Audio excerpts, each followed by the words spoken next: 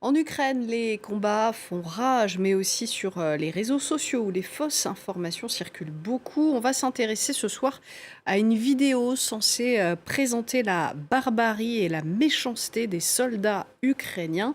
Marc Pau, bonsoir. Que Bonsoir. voit-on dans cette vidéo?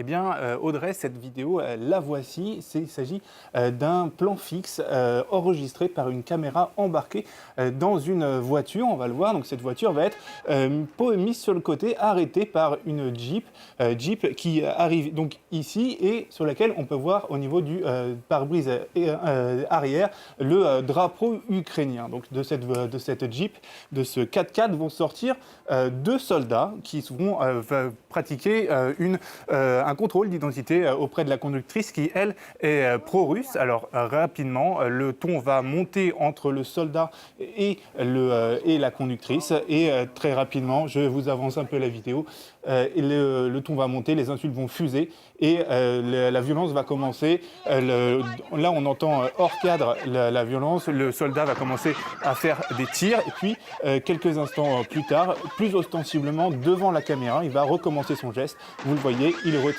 à nouveau devant, donc ostensiblement devant la caméra avant de remonter dans la voiture et puis de s'en aller comme si de rien n'était. Alors, cette vidéo, elle a été elle a été enregistrée le 24 mars 2023 pour montrer donc la violence, vous l'avez dit, des soldats ukrainiens envers les habitants. Donc cette vidéo, elle a été très largement diffusée, tout d'abord par le site Readovka, le site ukrainien d'information, russe d'information, qui comporte plus de 1700 abonnés. Et donc il a été diffusé 3 jours après son enregistrement, le 27 mars, et il a été diffusé par de nombreuses pages Twitter d'importance, comme par exemple l'ambassade russe en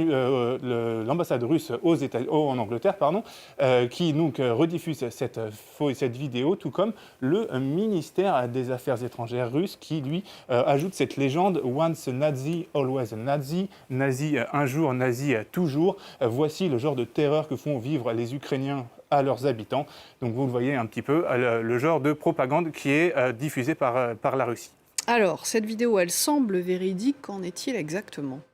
Eh bien, comme je viens de vous le dire, il s'agit d'une vidéo de propagande montée de toutes pièces par la Russie, puisque grâce à un internaute, un habitant de la ville de Donetsk, on a pu retrouver à l'endroit où a été tournée cette vidéo. L'homme a envoyé les coordonnées GPS et quand on rentre les coordonnées GPS de l'endroit où ça s'est passé, on tombe sur la ville de Makivka, donc tout à l'est de Donetsk, dans la banlieue est de la ville. Et il y a d'autres éléments qui nous permettent de retrouver également, de confirmer qu'il s'agit bien de Makivka.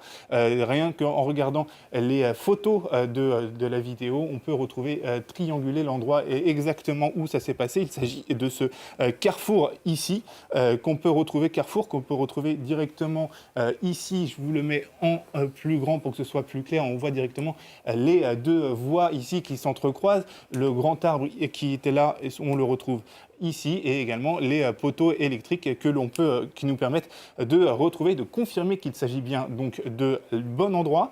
Et paradoxe qui est relevé par ce tweetos ukrainien, qui nous indique effectivement que Makivka se trouve donc ici, là, c'est en rouge, la ligne de front entre les deux belligérants. Il paraît donc absurde de penser qu'un groupe de soldats ukrainiens serait entré dans le territoire contrôlé par la Russie pour simplement contrôler les deux automobilistes russes.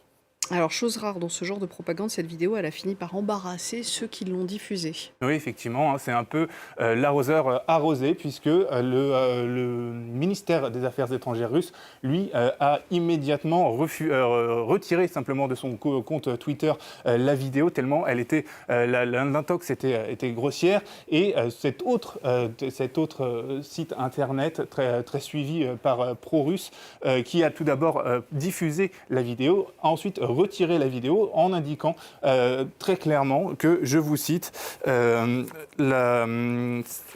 Je vous cite, voilà, pardon, la vidéo est fausse, c'est un exercice malhonnête. Nous avons encore un long chemin à parcourir pour mener à bien de telles opérations. Donc malgré les vérifications et les mea culpa, l'intox, elle, continue d'être circulée sur les réseaux sociaux. Donc preuve en est qu'il ne faut pas croire tout ce que l'on voit et surtout qu'il faut vérifier ses sources, Audrey.